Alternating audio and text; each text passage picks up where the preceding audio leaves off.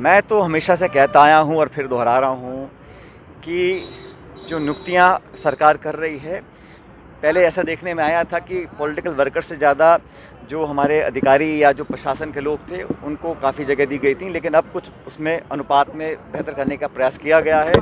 और अखिल भारतीय कांग्रेस कमेटी ने जो कदम उठाए हैं, सही दिशा में सही कदम उठाए जा रहे हैं। और मैं बार बार कहता हूं कि जो 30 साल की परंपरा है, परिपाटी है राजस्थान के अंदर कि एक बार सरकार भाजपा की बनेगी, एक बार कांग्रेस की बनेगी, इस परिपाटी को तोड़ने के लिए हम लोग संकल्पबद्ध हैं। आने वाले समय में हम लोग चुनाव जीतेंगे और हम लोगों को अगले 1.5 साल में लोगों का दिल और मन जीतने के लिए इसी दिशा में काम करना पड़ेगा। और ऐसा नहीं है कि ये संभव नहीं है, 30 साल से नहीं हो पाए, लेकिन इस बार मुझे लग रहा है कि हम लोग अगर सही कदम उठाएंगे तो सरकार दोबारा कांग्रेस की बनेगी। हमला कर रही है कि हिंदुओं के त्योहारों पर प्रहार किया जा रहा है। प्रहार तो हमें करना चाहिए महंगाई के ऊपर, प्रहार हमें करना चाहिए ऐसी हिंसा करने वाले लोगों के ऊपर, ऐसी हिंसक वारदातों को जो पोषित करती है उस सोच के ऊपर प्रहार करना चाहिए। और हमें प्रहार करना चाहिए ऐसे लोगों को जो देश को तोड़ना चाहते हैं। और हम लोग हर कीमत चुकाने को तैयार हैं समाज और देश को एक रखने के लिए। ये हिंदू मुसलमान, मंदिर मस्जिद, कभी हिजाब की बात, कभी हलाल की बात, कभी मंदिर की बात, कभी नववर्ष की बात, ये हम सब ये चर्चा होनी चाहिए महंगाई पर, बेरोज़गारी पर, देश विकसित कैसे हो। आज दुनिया में जो हमारे आसपास जो हो रहा है, जो हालात श्रीलंका में बन गए हैं, जो पाकिस्तान में चल रहा है, जो बाकी देशों में चल रहा है, हमें अपने आप को सुरक्षित रखना पड़ेगा। तब होगा वो सुरक्षित ये देश जब हम सब एक रहेंगे, एकजुट रहेंगे। चुनाव आते हैं, राजनीति हो, चुनाव लड़े जाएं मुद्दों के आधार पर, लेकिन धर्म जाति के ऊपर लोगों को प्रेरित करना, लोगों के अंदर खाई पैदा कर देना, वो किसी भी व्यक्ति को शोभा नहीं देता। मुझे लग रहा है कि हम सब लोगों को आगे बढ़ना चाहिए। राजस्थान में अमन चैन शांति पहले भी थी, आगे भी रहेगी, लेकिन कोई अगर इस पर राजनीति करना चाहता है तो वो भी मैं समझता हूँ गलत है, ऐसा नहीं करना चाहिए। महंगाई को लेके कांग्रेस ने मोर्चा नहीं खोला है, देश ने मोर्चा खोला है। आज बम्बई में 122 रुपये लीटर पेट्रोल बिक रहा है, 100 रुपये से पार 110 रुपये का पेट्रोल डीजल हो गया है। ये कहाँ का न्याय है? दुनिया में, मैं अखबार पढ़ रहा था आज, दुनिया में भारत नंबर 3 पर है जहाँ पेट्रोल डीजल की कीमत बढ़ गई है। 1000 रुपये का गैस का सिलेंडर हो गया। और ये तब है जब हम लोगों को पता था कि कोरोना काल के बाद क्या स्थिति पैदा होगी।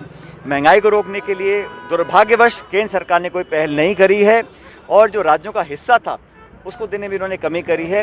महंगाई से कमर टूट रही है गरीब लोगों की, मध्यम वर्ग के लोगों की, किसानों की। और हर प्रकार का काम किया केंद्र की सरकार ने। पहले काले कानून बनाए किसानों के खिलाफ, उनको विड्रॉ किया, फिर उन्होंने जीएसटी लगाया, फिर आर्थिक मंदी के दौरान इन्होंने जो देश की संपत्ति थी, चाहे एयरपोर्ट हो, हवाई अड्डा हो, रेलवे लाइन हो, तेल कंपनियां हो, बीमा कंपनियां हो, बिजली कंपनियां हो, सबको निजीकरण कर रहे हैं। और जब जो हमारी संपत्ति है, जो देश की गाड़ी कमाई है, उसको औने पौने दाम पर बेच रहे हैं, ये मैं समझता हूँ गलत है। आर्थिक दृष्टिकोण से केंद्र की सरकार बिल्कुल फेल हो चुकी है, महंगाई को रोकने का नाम ही नहीं लेती। मुझे बड़ा खेद है कि संसद का सत्र खत्म हो गया, किसी भाजपा के सेंट्रल नेता ने ये नहीं कहा कि हम महंगाई के खिलाफ काम करेंगे, महंगाई को कम करेंगे। उन्हें परवाह ही नहीं है। अगर देश को चलाने वाले लोगों को इतनी गंभीर महंगाई की कोई चिंता नहीं है, आप समझ सकते हैं कि देश के क्या हाल होंगे। हम सब सिर्फ जो लोगों की पीड़ा और दुख है उसको दर्शाने के लिए मोर्चा खोले हुए हैं, और देश और प्रदेश में कांग्रेस पार्टी इस मुद्दे को लेकर आगे जाएगी और सरकार पे दबाव बनाएंगे कि महंगाई को कम करने के लिए कदम उठाए जाएं। लगातार जिस तरीके से करौली और अलग अलग जगहों पे घटना हो रही है, इसे लेकर विपक्ष कई आरोप लगा रहे हैं, क्या कहेंगे? मैं ऐसा मानता हूं कि राजस्थान या देश का कोई हिस्सा हो, जहां पर भी हिंसा होती है या कोई भी व्यक्ति कानून को अपने हाथ में लेता है, उसकी निष्पक्ष जांच होनी चाहिए और सख्त कार्रवाई होनी चाहिए। मैं समझता हूं कि सभ्य समाज में इस प्रकार की हिंसा का कोई स्थान नहीं है। कोई किसी पार्टी, किसी धर्म, किसी जाति, किसी समुदाय का हो, लेकिन ये देश आगे बढ़ेगा तब जब अमन चैन शांति रहे।